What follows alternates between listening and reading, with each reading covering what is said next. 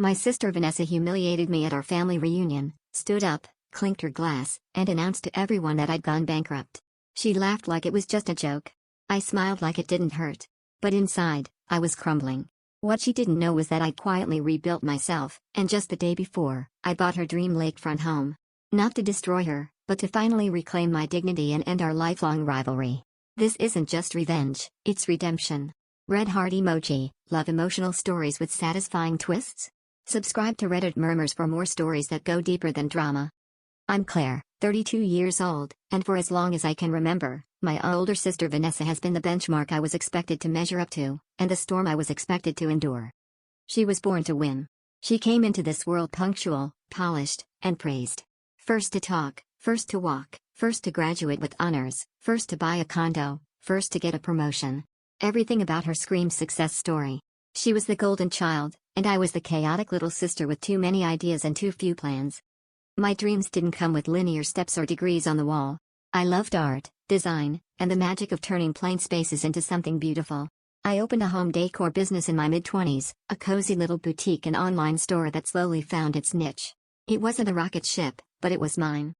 Of course, Vanessa never quite respected it. At every family dinner, she'd make small comments. Claire's business is adorable. She even has real customers now, right? I think it's great that you're pursuing your hobby. You never know, sometimes they do become careers.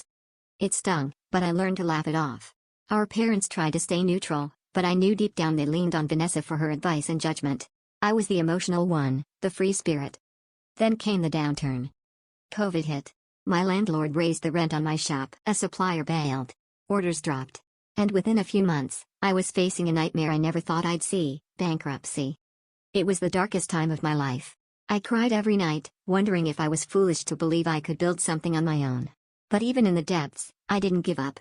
I took on freelance decorating jobs, sold off leftover inventory, and slowly rebuilt a more stable online-only version of my business.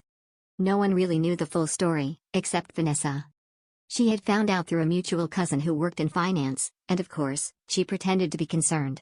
"Oh Claire," she'd said over the phone, "you should have told me.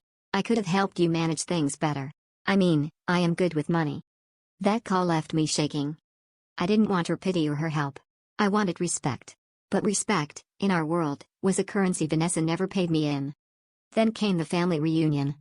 It was a big backyard gathering, grandparents, cousins, relatives from out of town.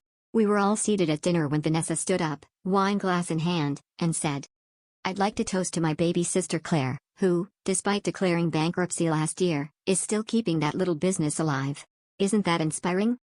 There was a flicker of awkward silence. A few chuckles. My face burned hot. My uncle looked confused. My mom's eyes widened. I just sat there, frozen, trying not to break. Vanessa smiled sweetly and sipped her wine, completely unaware that she'd just detonated my soul in public. But what she didn't know was that just 24 hours earlier, I had done something incredible. I'd purchased a stunning lakefront property through an anonymous LLC. Not just any house, it was the exact home Vanessa had been obsessing over for years. She'd talked about it nonstop. Showed it to our parents. Dreamed of retiring there. But the owner had passed, the estate went to auction, and through a few connections and a lot of grit, I made the winnie. And she had no idea. I didn't tell anyone right away. I sat with it. Let the satisfaction simmer. It wasn't just a home, it was proof. Proof that I wasn't a failure. That I was capable of rising, quietly and powerfully. A week after the reunion, I sent Vanessa a bouquet of blue peonies, her favorite, and a handwritten note. "Come by the lake house this Saturday. You'll want to see it." See. She texted back one word, "Why?" I didn't reply. That Saturday, she pulled into the gravel driveway in her shiny BMW. I stood on the wraparound porch, watching her jaw drop. She stepped out slowly, staring at the white painted columns, the curved windows, the dock leading to the glittering water. Her heels clicked loudly on the stone path. What is this?" she asked. "I bought it," I said. "Last week." "You're lying." I held up the keys and unlocked the front door.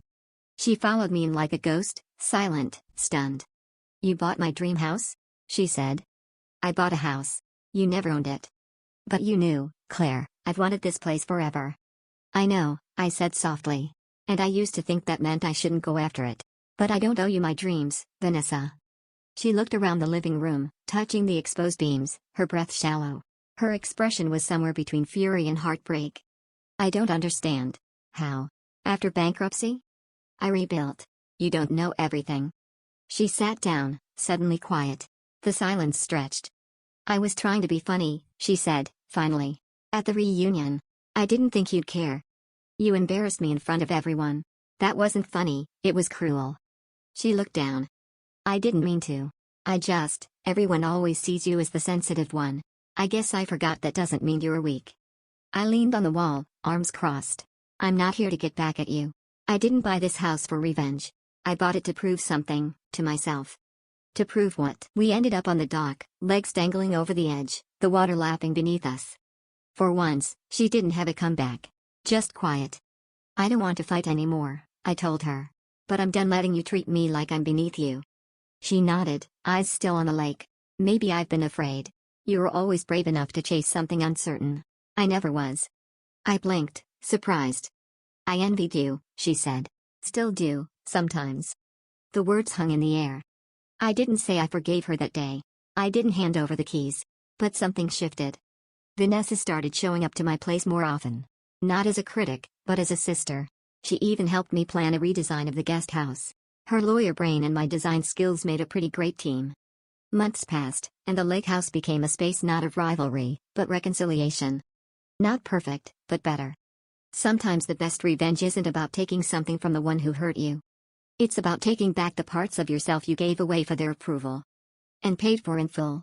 Paid for in full with every tear I cried after going broke. Paid for in full with every ignored phone call, every patronizing smirk, every sarcastic toast. Paid for in full with the strength I found when no one clapped for me. Paid for in full with quiet power, not to destroy her, but to rebuild me. This house isn't about victory. It's about truth. And the truth is, I never needed to win her game. I just needed to stop playing it. Has someone ever made you feel like a failure, only for you to rise stronger, smarter, and more unstoppable than before? Red heart emoji. For more deep, emotional stories of revenge, growth, and family reckoning, subscribe now to Reddit Murmurs.